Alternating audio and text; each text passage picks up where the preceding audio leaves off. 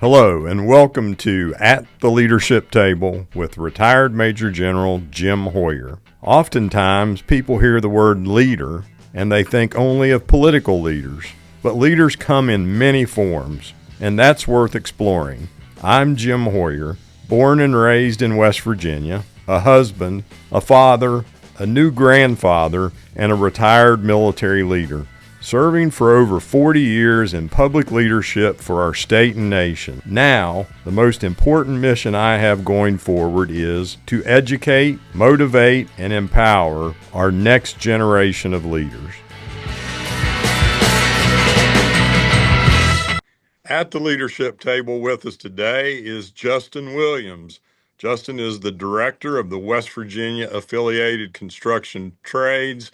I've had the opportunity to work with Justin on a number of different occasions on projects over the years. He is a great community advocate and leader for West Virginia communities and for growing our workforce in West Virginia and helping adjust that mismatch between available jobs and opportunities for people across the spectrum, but particularly young people in West Virginia. So, Justin, I appreciate your leadership, your advocacy, and thank you for joining us at the leadership table today. Thank you, General Hoyer, for having me. It's a pleasure to be here. Looking forward to our conversation and kind of highlighting what we're able to do within the building trades and how we can really talk about the future of workforce in West Virginia and what we're able to do here. So, Justin, I'm going to ask you the same first question we ask all of our guests. Please share with us a standout moment when you learned something really important about leadership. Sure, listened to a lot of the episodes and knew the question was coming, so I've been thinking about it and trying to figure out what the best answer would be. And what I've come up with is I joined a local nonprofit board about 10 years ago. And at the time, I was probably the youngest person on the board.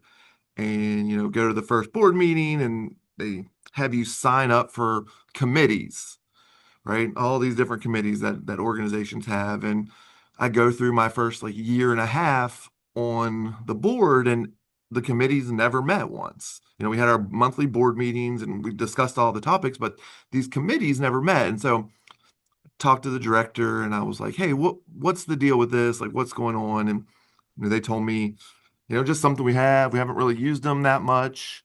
And so I talked to her. I was like, do you think it would be okay if I did some research to figure out like there's a better way to do this? Because, you ask someone to volunteer and put their time into it, you want to make sure that they're getting something out of it as well as using their expertise to help the organization. And so, if you set someone up for failure by asking them to be on a committee and then the committee never meeting, I think they maybe feel like they're not giving all that they can give. And so she said, "Yeah, sure, like of course."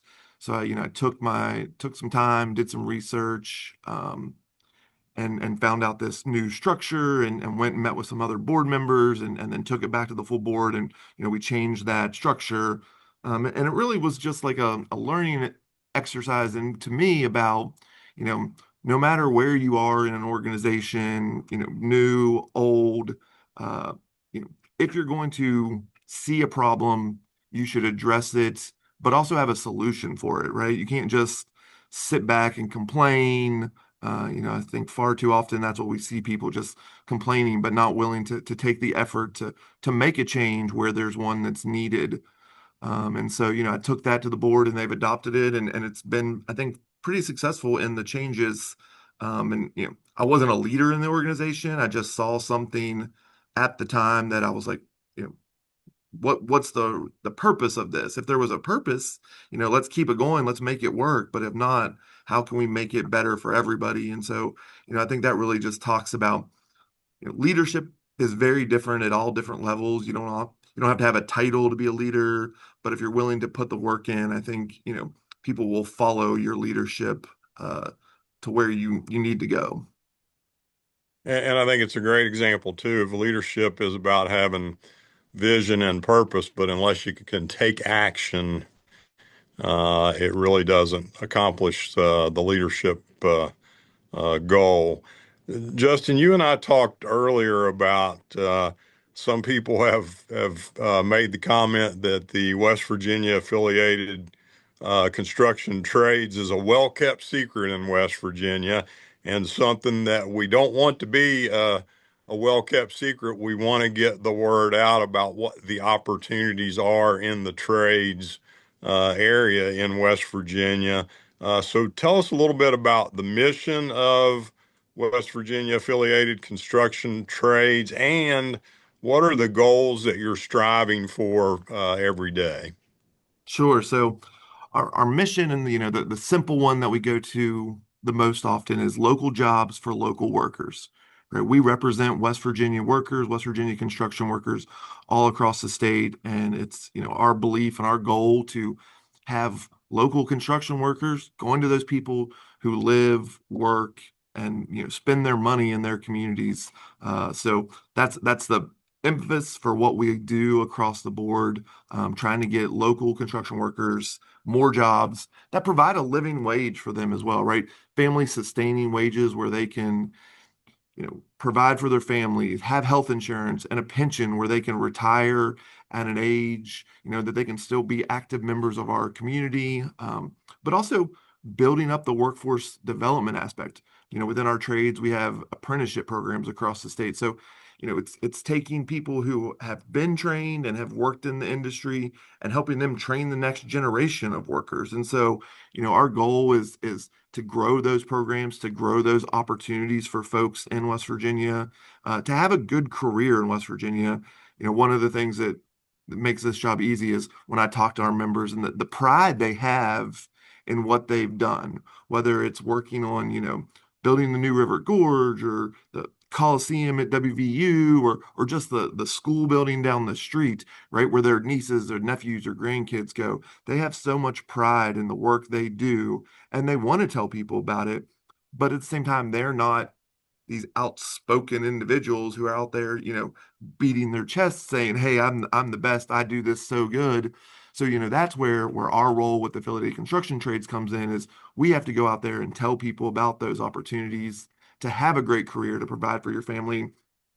It's good hard work, but it's good work for West Virginia, and we really need it. And as I tell people all the time is, you know, it's great to have people to build, but we also have to work with our friends in other industries, right? If there's nobody getting trained to work in manufacturing, we can't build a manufacturing facility. If there aren't doctors and nurses being trained, we can't build a new hospital. So it really takes the whole gamut of people working together to grow West Virginia, to make West Virginia better and have it a place where people can live and stay. And in today's economic environment, I think it's really important to reinforce that you're working with an organization that's not just focused on the job training and the career, but it's also about that healthcare opportunity and the pension opportunity to be able to again to sustain long term for a family. How important is that to your members? Oh, I mean, it's of the utmost importance, right? I mean, we know construction is a hard job, and people get hurt just from the wear and tear, but also accidents. And so having that, security net for yourself to be able to make sure that you get healthy, that you have the ability to continue to work, but also for your family. I mean, health insurance we know is expensive, medicine's expensive, and so having that for your whole family makes it a much better opportunity for kids to continue to grow and be healthy, right? We want our kids to be active and out there doing stuff, and most of the time that leads to accidents. And hopefully we're close enough to hospitals and facilities where they can do it, and we want good facilities to exist. And so without good healthcare plans, our hospitals are not going to be successful. If they have to rely on other funding mechanisms, it's harder for them. So, our members are kind of good paying health plans that pay the hospital and helps keep them afloat for, realistically. So we're really proud of that. And you and I have talked several times and have worked on some different ideas.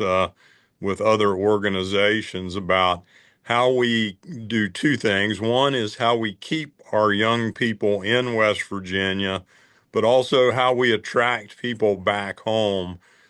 So, talk a little bit about the available opportunities that are out there because I think right now too many people think that West Virginia doesn't have jobs available. So, talk about what's out there and available and how that's important to keeping young people in West Virginia, but also bringing people back home. Oh, for sure. I mean, we definitely want both, right? And so to keep young people here, we're constantly working with high schools and different groups of high school kids, right? It's not just the kids at CTEs, it's anybody who wants to understand that there's a need to improve our infrastructure, right? And that's a number of different things, right? We're working with Marshall right now to build the cybersecurity building that they've, invested, millions of dollars in, right? So our members are building that to train that generation of cybersecurity experts. And so what West Virginia will be able to do, and this, and we've heard it before, as a state that's close to so much of the population, so much of the East Coast, we're right in the middle of all of this, and so we have the ability to have people here to build those facilities like that, to build other new manufacturing that is not your grandfather's manufacturing that's dirty and dusty. It's high technology manufacturing where people need to have this specialized training, whether it's an associate's degree or some type of certificate. It really is an opportunity for young people to both get in the trades and build those things, but also keep those buildings up and running every day. And one other thing that we've really come across recently is we have a lot of facilities that have existed for a long time, and even in the hospital industry, they operate 24 hours a day, 7 days a week. We go in there, we get on an elevator, it works, the heat's working, the lights are working. We all take that for granted, but there's someone behind the scenes that's making sure it all works, whether it's the elevator, the electric, the generator when the power goes out. We've seen, with the storms, the powers being out in a lot of places. So, there's a lot of jobs that happen kind of behind the scenes that nobody knows about, and those are great jobs and great careers for people to both get into and then come back into after they've gone out and explored the world. In a number of ways, better than most. Our veteran population is very high, and the trades have a great transition program with helmets to hard hats to bring folks into the trades after their service to our country. And we're really proud of that opportunity to bring people back, and it gives them a new mission, right? I mean, that's what it's all Mhm. about, is giving them something to get up for and go to work after they've served our country. And they're still building our country every day with that infrastructure or the jobs for their kids and their grandkids. And so we work really hard to get that knowledge out to not only young folks, but people who are coming back, people coming out of recovery or addiction or reentry programs, right? We want everyone to have an opportunity to get into the trades and have that lifelong career where they can provide for their family. And Justin, you guys have also done work on fixing what I think I call the mismatch, where we may have young people in the southern part of the state who are willing to get into the trades. They're looking for opportunities, but growth in construction and other opportunities maybe in other parts of the state. So, talk a little bit about how somebody can be a member of ACT, still live in a certain part of the state, but travel to where the job opportunities are within the state of West Virginia, as opposed to going and moving south. Yeah, no, that's a great point. Once you get that training with one of our trades, right, you had that skill, you had that skill set to go and work on these projects. And our contractors, like you said, work all over the state, and different areas, they come and go with what they need, right? The Ohio River Valley has historically been a manufacturing hub, right? All the way from Huntington all the way to the Northern Panhandle, and there's been a lot of work there. And so, we see people kind of go and get a start there and they work, and then maybe there's a new facility that pops up back where they're from, right? People, West Virginians, I think specifically want to go back to where they're from, um, but they've got to go and experience at the same time. And so, there's opportunities to take those skills because it is a skill that transfers across industry, right? If you're building a factory in Harrison County or in Wood County, it's the same, but it gives you an opportunity to go work with different people in different sectors, but still be able to be a West Virginian and help grow that bigger economy because you know it takes a little bit of everybody to go from one job to two jobs to 10 jobs, and so it's a slow rolling process, but it's growing, I think. So, Justin, we've just started 2026. What are the top priorities for West Virginia affiliated construction trades and you as their executive director for 2026? Yeah, so our goal is to continue to advocate for the workforce to ensure that they have safe job sites to go to where they are able to come home at the end of the day, to make sure they have a good wage, but also to continue to educate folks on the opportunities, both for young folks coming out of school, into these apprenticeship programs for people who maybe have had some issues, haven't had a job, and are looking for a new opportunity in career, or people who want to transition into a new career.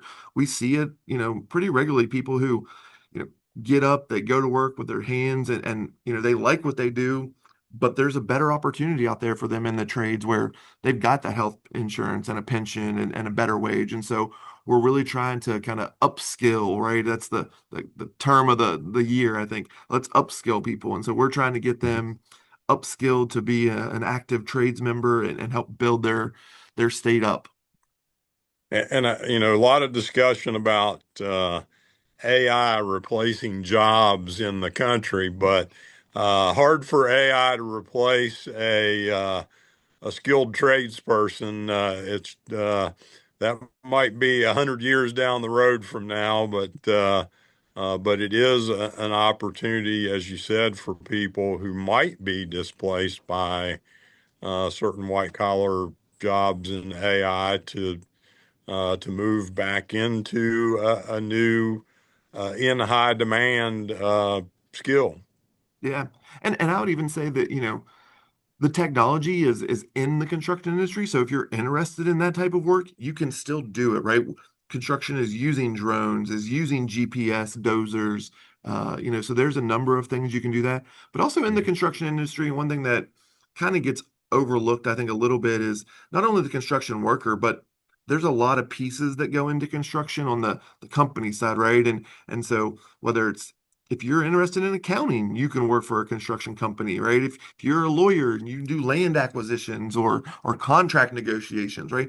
All those pieces are part of construction that I think get kind of left in the dust as well behind the actual construction worker. And so, we're trying to work with our contractors to make sure that they're fulfilling their leadership roles within their organizations as well to make sure that our members have the leadership and the people out there bidding the work be able to go to work. And Justin, last question for you. You're a longtime dedicated community advocate and leader in West Virginia. Uh, Tell us about what is your biggest hope for West Virginia moving forward. Yeah, so this is an easy one for me. I have two daughters, and my goal for West Virginia is that they have the opportunity to stay here, right? For too long, Mhm. we've seen people pack up and leave to go wherever, right? North Carolina, Washington, D.C., Ohio, Pittsburgh, because there wasn't the opportunity in West Virginia. And I just want every young person to be able to have the opportunity to stay here, to stay close to their family, to be able to raise a family in West Virginia where those opportunities exist in the interest that they have.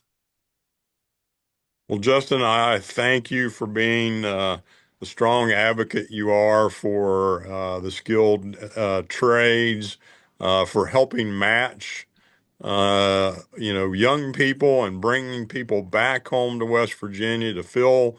Again, for our listeners, there are a number of available skilled trades jobs in West Virginia. I thank you for that work, but most importantly, I thank you for being a father, a community advocate, and a ardent community leader in West Virginia. And thank you for joining us at the leadership table. Thank you. Thanks for listening. This has been At the Leadership Table with retired Major General Jim Hoyer. Did you know you can now find me on social media at RMG Hoyer? That's HOYER, or email me at rmgjameshoyer@gmail.com.